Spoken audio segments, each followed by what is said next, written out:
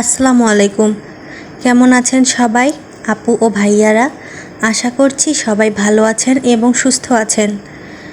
গত কয়েকদিন ধরে আমি আপনাদের সাথে কোনো রান্নার ভিডিওই শেয়ার করতে পারছি না, তার জন্য আমি আন্তরিকভাবে দুঃখিত। আসলে বেশ কিছুদিন ধরে আমাদের এখানে বিদ্যুতে অনেক সমস্যা করছে, যার কারণে আমি ঠিকমতো ভিডিও করতে পারছি না আর আপনাদের সাথে শেয়ারও করতে পারছি না।